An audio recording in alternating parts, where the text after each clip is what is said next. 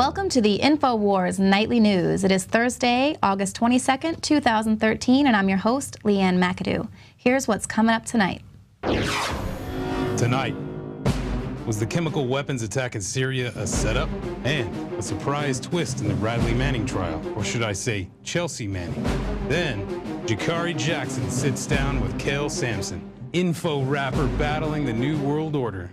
All this and more on the Infowars Nightly News.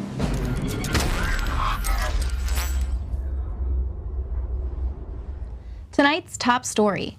Experts are questioning the validity of that footage of the chemical weapons attack victims in Syria. There are, within some of the videos, examples which seem a little hyper-real and almost as if they've been set up, which is not to say that they are fake, but it does cause some concern. Some of the people with foaming, the foam seems to be too white, too pure, and not consistent with the sort of internal injury you might expect to see, which you'd expect to be bloodier or yellower. His suspicions are shared by a Swedish diplomat and former UN weapons inspector who said it would be very peculiar if it was the government to do this at the exact moment the international inspectors come into the country.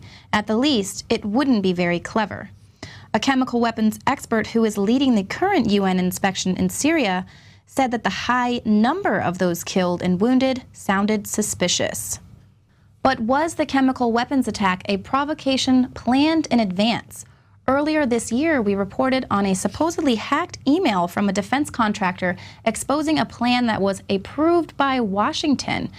They planned to stage a chemical weapons attack in Syria and then blame it on Assad. The allegations spring from a series of online posts by a blogger purporting to reveal that the company had been offered large amounts of money to recruit Russian-speaking mercenaries who could detonate a chemical weapon inside Syria. The post also suggests that such a plot would have the approval of the USA. It was later claimed that the email was a hoax perpetuated by the Syrian Electronic Army. Another curious timing issue with the chemical weapons attack was that it occurred precisely 1 year after Obama's Red Line remarks.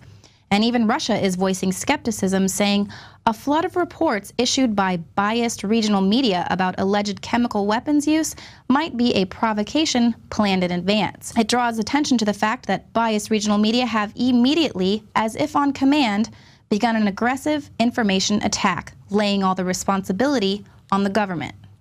Now, I don't know who to believe is responsible for this attack, but one thing I can say is that video is not a hoax. I have personally seen a dead body before, and those people are dead. I know that when you die, the blood pools, and you can see it right there in the video, several of the bodies where the blood has started to pool, not to mention the fact you could not get a toddler or many toddlers to play dead for that long. That video is really disturbing, and it's very sad, and I don't think it's a hoax. We just don't know who actually released the gases. But nevertheless, this attack has Twitter blowing up. People are fighting amongst themselves, who did it, to whom, and why. What I want to know is, was that chemical weapons email real? Where's Guccifer? We need Guccifer to release some more emails. Is it Guccifer, like Lucifer, or is it Guccifer with the two C's? Okay, well I'm gonna go with the Illuminati angle and call him Guccifer. So Guccifer, email me if I'm not pronouncing your name right. I want to be on your email list anyway.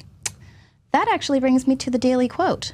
This little thing called the internet and the ability of people everywhere to communicate instantaneously and to have more information coming at them in one day than most people can process in months or a year, it makes it much harder to govern. Yes, indeedy it is, John Kerry, and we are counting on it. We're counting on the internet to help us wake up the rest of the sleeping giant to remind them that the government is for the people, by the people. Well, one person who wasn't so easy for the authorities to govern was Michael Hastings. He reported fearlessly on some very powerful people, and it cost him his life.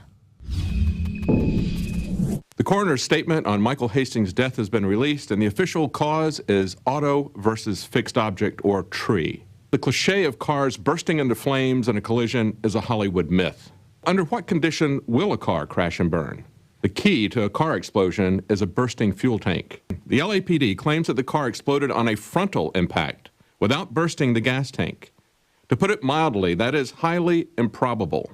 It appears from surveillance footage that there were multiple explosions very close to each other, which would match the initial eyewitness account. In a breaking story today, LA Weekly reports that Joanna Thigpen, a friend and neighbor of Michael Hastings, he came to believe his Mercedes was being tampered with. Nothing I could say could console him, said Thigpen.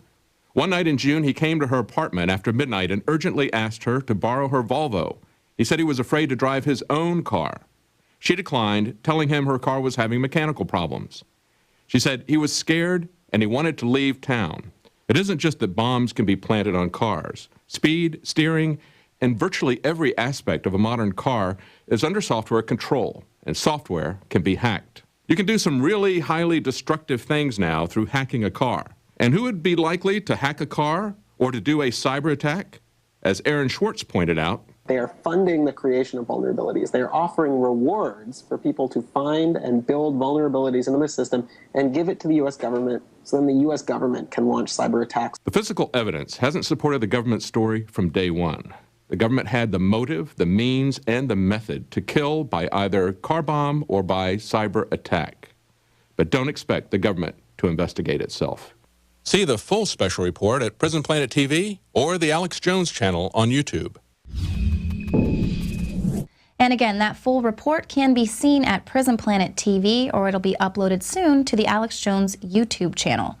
Now, I wonder when all the evidence surfaces in the Michael Hastings death, if they're going to use the justifiable homicide defense like they do here in Austin. I'm Jakari Jackson for the Infowars Nightly News. We have a story out of the city of Austin. Austin man sues APD for traffic stop shooting. On May 8th of this year, James Barton says an APD officer fired a shot at him recklessly. An officer stopped Barton for improperly traveling through an intersection. He turned on his lights, Barton said. I pulled over, reached for my wallet, and opened the door.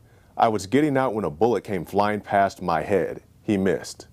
Now, this isn't the only officer-involved shooting currently under investigation in the city of Austin. Last month, unarmed, Larry Eugene Jackson Jr. was shot in the back of the neck after he allegedly attempted to commit a fraud at a local bank.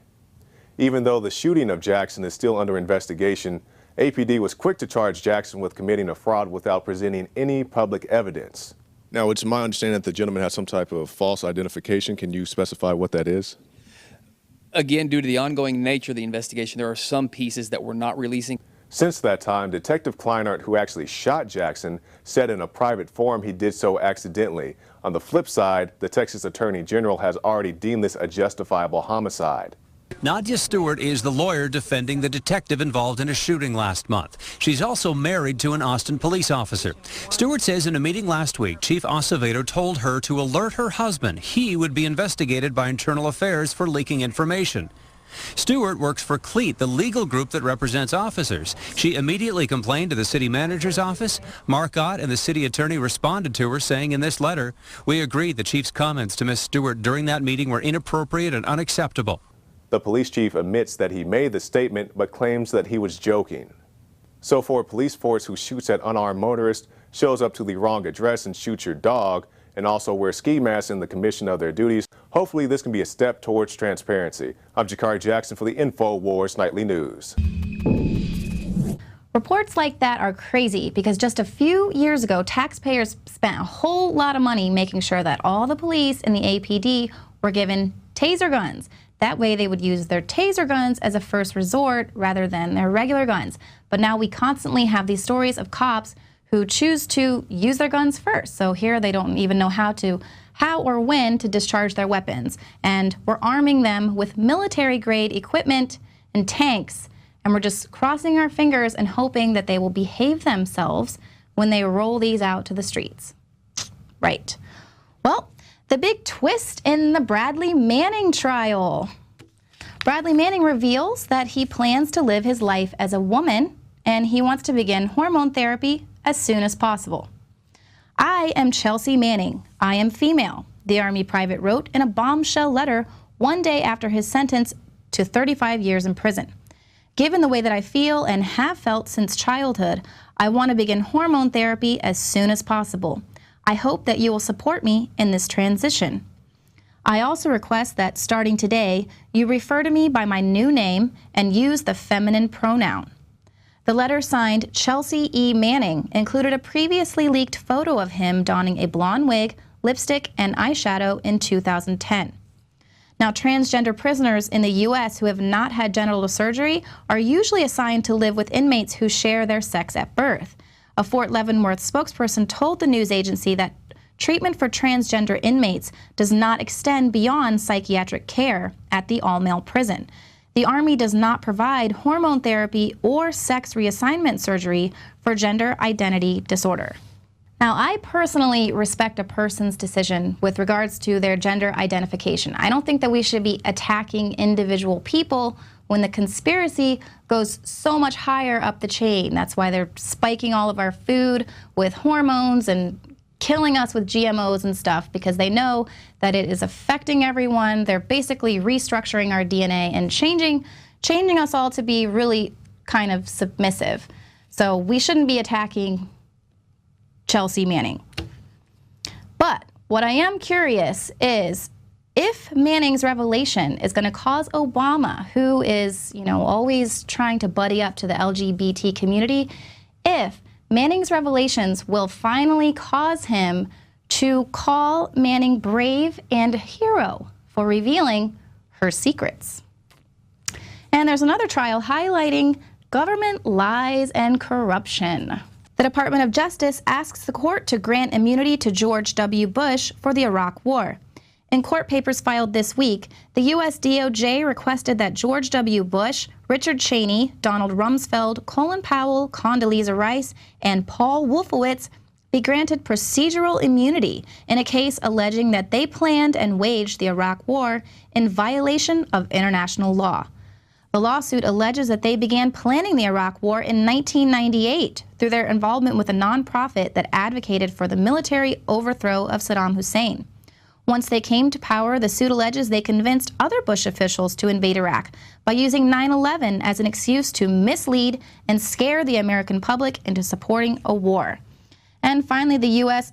failed to obtain UN approval prior to the invasion, rendering the invasion illegal and an act of impermissible aggression.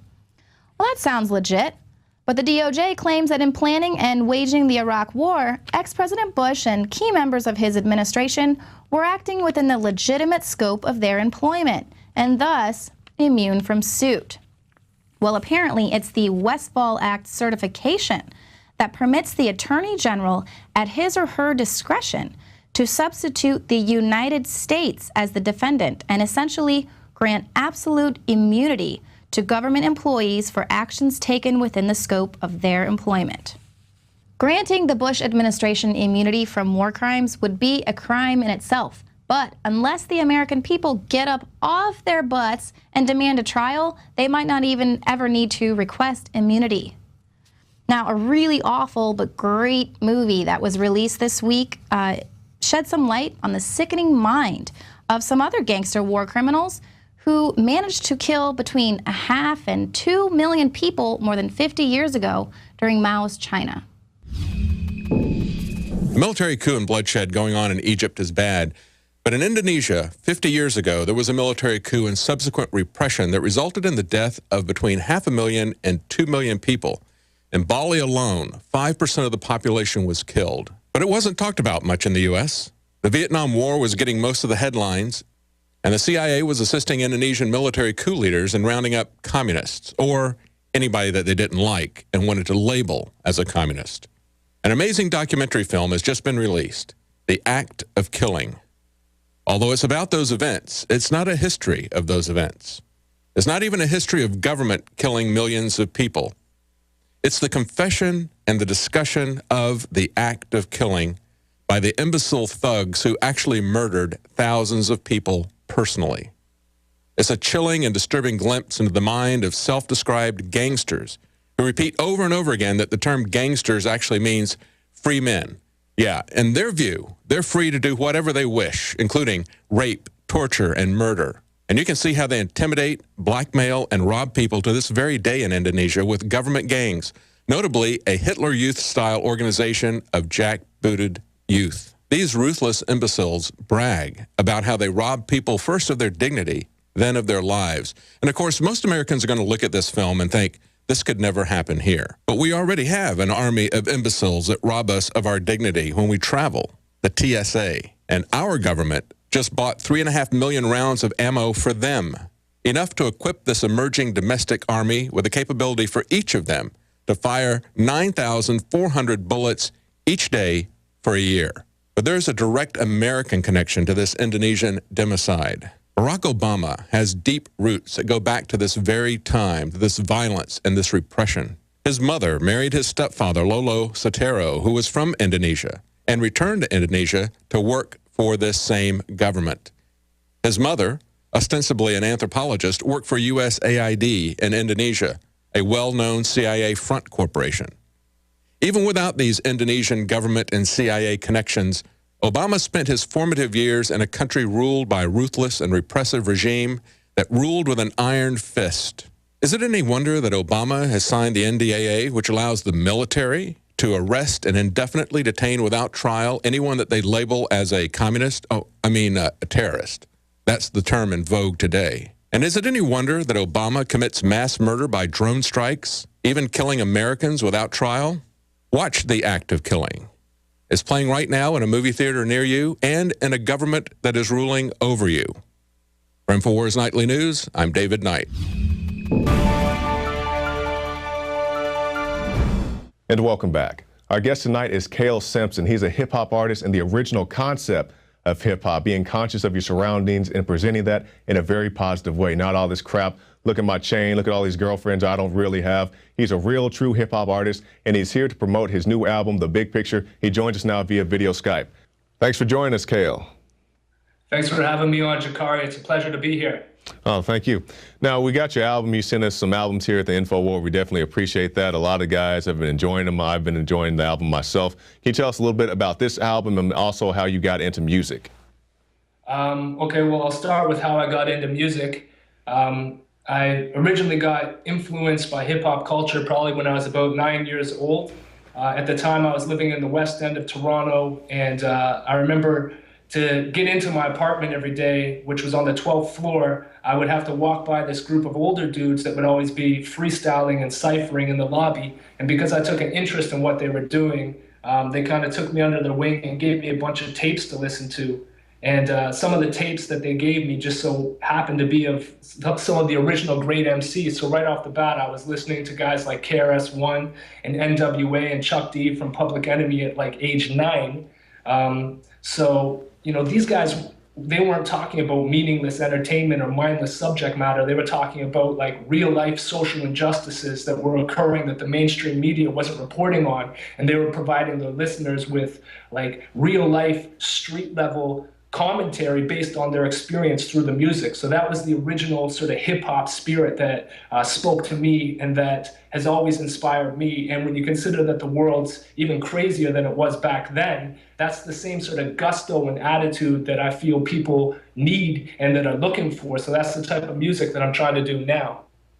And then in terms of The Big Picture, the album that I just released, I started writing this probably about 3 years ago. And, you know, I was basically just very uninspired by a lot of the sort of fluffy, gutless music that I was hearing on the radio and seeing on MTV.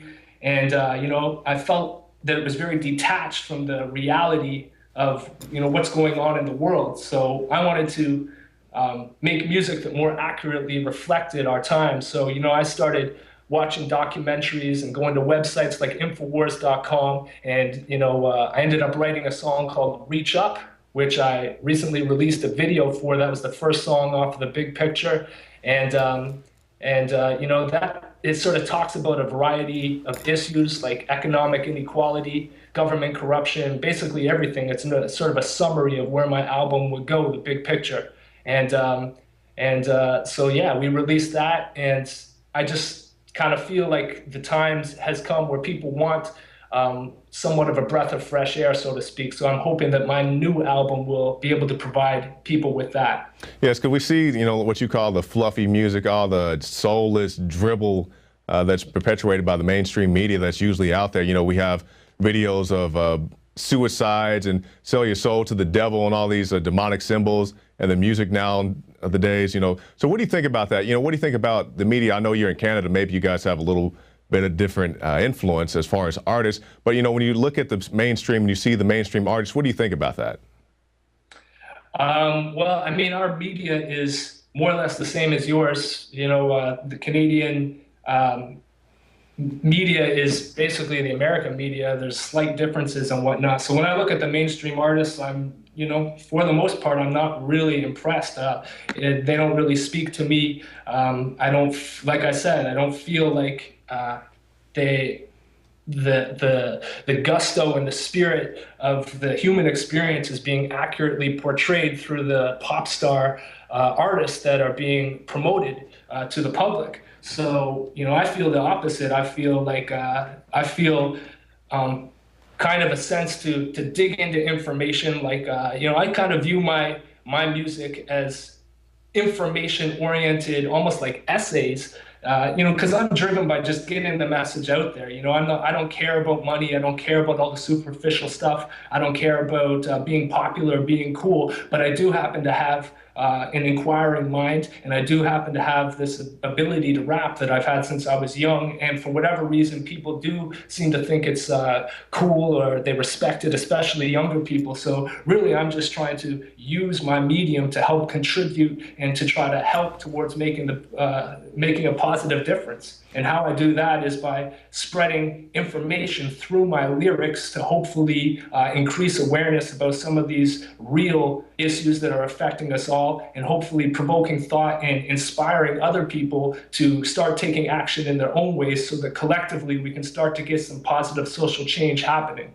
That's very well said, because, you know, a lot of people, they see the fight, they think it's all about being on the radio like Alex, or, you know, sitting up here in a suit. You know, it's not all about that. It's about, you know, people doing what they can do. You know, maybe your thing isn't being on the radio, or maybe not, you know, so much presenting the news, but you can make a rap song, you can make this or that. People have paintings. I mean, all types of ways to get the message out that's not just sitting in a suit on TV. So I'm very glad that you mentioned that. And I want you to say, you know, some inspirational words to somebody who may be watching this, and, you know, maybe their thing isn't music, maybe their thing isn't doing a news show, but, you know, how can you tell people to, you know, get the inspiration inside of themselves to go out there and do what they need to do to get this message across? I mean, I would just encourage anyone out there who is awake and who's aware of this information to, whatever your medium is, to not be afraid to stand up, not be afraid to speak out. You know, I know sometimes it all can feel a little bit insurmountable, like you're just a speck of sand on a beach, but the reality is that you can make a big difference on a personal level. The status quo is shifting. There's more and more people waking up every day, and there's more and more people awake right now. So I have a lot of hope in humanity. I have a lot of faith that collectively we can all use our different mediums to make a huge difference. You know, so I would just encourage everyone to not be afraid, find the creativity within yourself and go for it. Now, there are a lot of issues, Cale, and we have a very short time. But, you know, what do you think is a real important issue, you know, not just in the United States, but around the world today? You know, what is your top priority? Man, there's so many different issues. And, you know, you can look at each issue separately, and sometimes I think like it's better to get a general scope of everything if you can, and be able to connect the dots so that you can start to see all these separate issues as see how they're all connected and interrelated, so that you get a bigger picture view of what's actually going on and how the world is being run. And the way that the world is, you know, being run is essentially we're being controlled. And one of the main reasons that we're being controlled is through the economic system. You know, in the United States, you guys have the Federal Reserve. Mm-hmm. In Canada, we've got, you know, the government borrows money from private banks at interest, which enslaves the nation and puts them in debt, which affects us all. So I would say understanding the money system, if I was going to pick a specific incident or issue, I would say understanding the money system would be one of the top priorities for me. That's why I wrote a song at the end of my album called The Money Song.